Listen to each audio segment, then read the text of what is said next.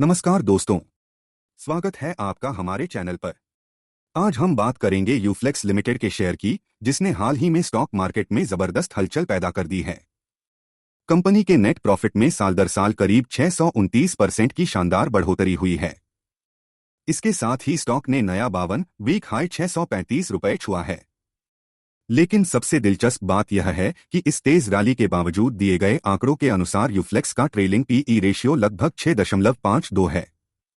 तो सवाल है, क्या यह सिर्फ एक तेज रैली है या यूफ्लेक्स वास्तव में एक बड़े टर्नअराउंड स्टोरी में बदल रही है?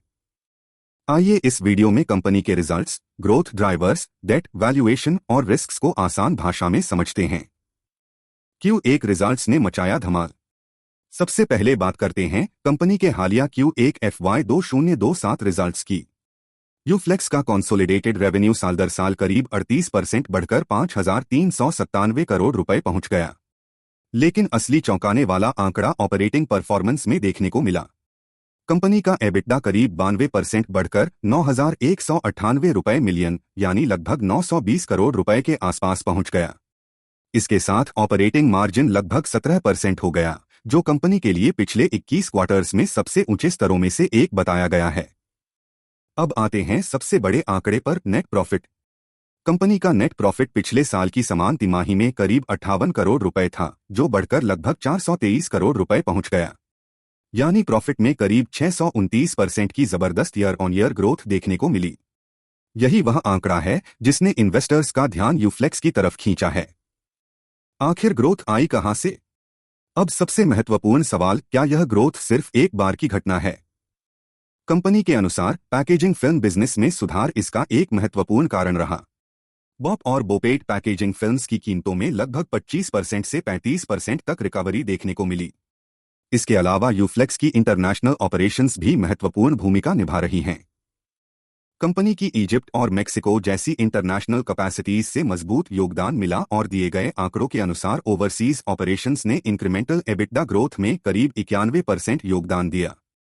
इसका मतलब यह है कि कंपनी की ग्रोथ केवल भारतीय बाजार पर निर्भर नहीं है। इंटरनेशनल बिजनेस भी कंपनी के फाइनेंशियल परफॉर्मेंस को सपोर्ट कर रहा है। लेकिन क्या यह ग्रोथ आगे भी जारी रहेगी? यहां इन्वेस्टर्स को थोड़ा सावधान रहना जरूरी है। कंपनी मैनेजमेंट ने संकेत दिया है कि आने वाली Q2 में कुछ नॉर्मलाइजेशन देखने को मिल सकता है।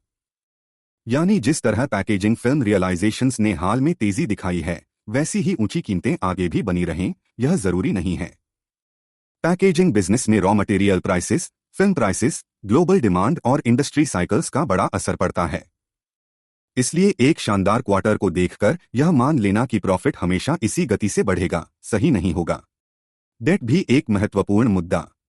अब बात करते हैं यूफ्लेक्स के एक पुराने चैलेंज की, डेट। कंपनी का डेट टू एबिटडा रेशियो पहले लगभग 4.5x के आसपास बताया गया था। लेकिन मजबूत कैश फ्लो और बेहतर ऑपरेटिंग परफॉर्मेंस के कारण यह रेशियो घटकर करीब 3.5x तक आया है। मैनेजमेंट का लक्ष्य इसे आगे 3.0x से नीचे लाने का है। यह कंपनी के लिए एक महत्वपूर्ण कदम हो सकता है, क्योंकि अगर कंपनी लगातार डेट कम करने में सफल होती है तो भविष्य में इंटरेस्ट बर्डन कम हो सकता है और कैश फ्लो का इस्तेमाल ग्रोथ तथा बिजनेस एक्सपांशन के लिए बेहतर तरीके से किया जा सकता है।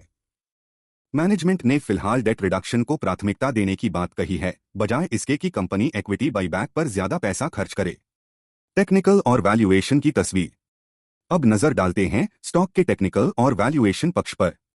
हाल ही में यूफ्लेक्स के शेयर में करीब 20% की सिंगल डे तेजी देखने को मिली और स्टॉक ने लगभग 635 रुपए का नया 52 वीक हाई बनाया। इसका 52 वीक लो लगभग 330 रुपए बताया गया है। यानी लो से स्टॉक ने काफी मजबूत रिकवरी दिखाई है। वैल्यूएशन की बात करें तो दिए गए आंकड़ों के अनुसार यूफ्लेक्स का ट्रेलिंग पीई करीब 6.52 और बेसिक ईपीएस लगभग 94 रुपए 49 पैसे है। यह वैल्यूएशन देखने में काफी आकर्षक लग सकता है, खासकर जब इसकी तुलना कुछ लिस्टेड पैकेजिंग कंपनीज से की जाए। लेकिन यहां एक बात बहुत महत्वपूर्ण है। लो पीई हमेशा यह साबित नहीं करता कि स्टॉक सस्ता है। अगर अर्निंग्स में साइक्लिकल गिरावट आती है, पैकेजिंग प्राइसेस नॉर्मलाइज होते हैं या डेट से जुड़ी समस्याएं बढ़ती हैं, तो कम पीई भी सही वैल्यूएशन का संकेत नहीं हो सकता। इसलिए यूफ्लेक्स को केवल पीई के आधार पर नहीं, बल्कि उसके फ्यूचर अर्निंग्स, डेट रिडक्शन और कैश फ्लो के साथ देखना चाहिए। तो क्या यूफ्लेक्स 2026 का मल्टीबैगर बन सकता है? दोस्तों, अभी इसका निश्चित जवाब देना संभव नहीं है।